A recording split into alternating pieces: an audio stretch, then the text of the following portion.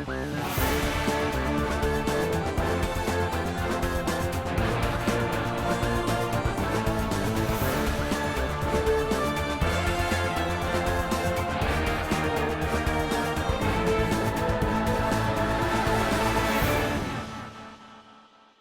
favorite Peter Pan movie is from 1991, is the one by Spielberg, and which, by the way, has amazing actors for the main characters in the movie. Think of Dustin Hoffman and Robin Williams and Julia Roberts. It's very hard to beat something like that in a movie. And it's also a very entertaining comedy. It's very well done, it's nice, it's family oriented. It also has some very interesting new ideas which don't really match the original Peter Pan comedy, but play, but they are very interesting. For example, the most important one is the idea of having Peter Pan at the beginning as an adult in real life, who doesn't remember who he is, he is as Peter Pan in Neverland.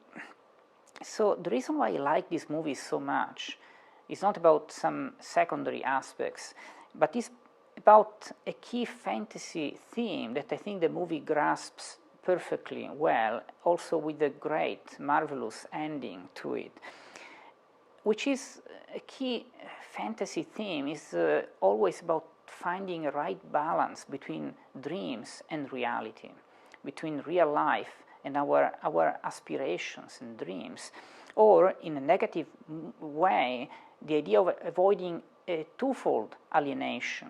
The alienation of somebody who is so focused on his own professional things or real life issues that forgets about dreaming, cannot fly anymore. In the metaphor of the movie, Peter Pan flies because his dreams are alive.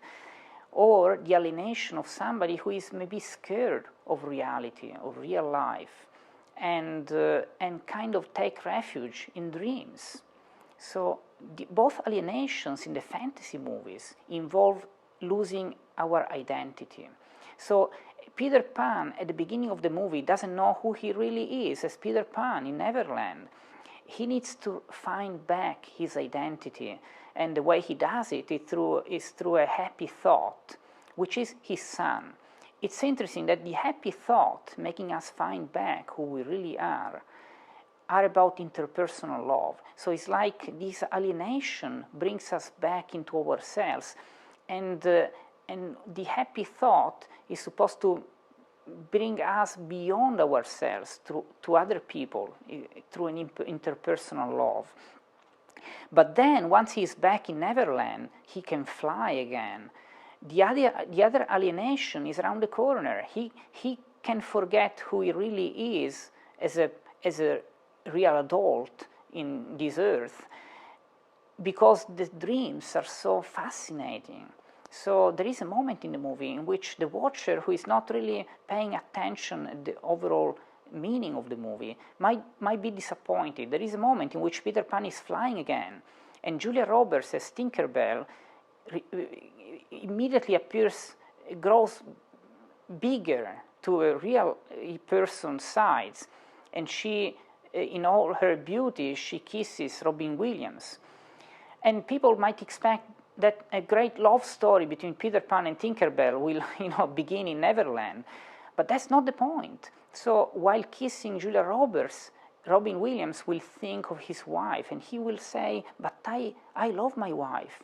And Tinkerbell, in that very moment, shrinks back to the Tinkerbell size, which is not a broken love story.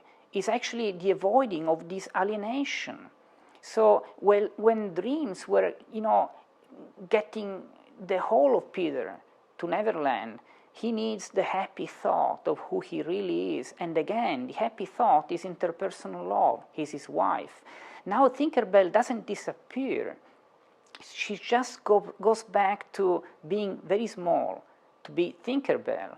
So because at that point, Peter Pan found his twofold identity as a dreamer and as a professional in real life. But what keeps the balance is his love for his wife and his kid. And so we have interpersonal love at the end of the movie, which is the right recipe as a happy thought to make us, dream, but also make us live fully our life in the real circumstances in which we are.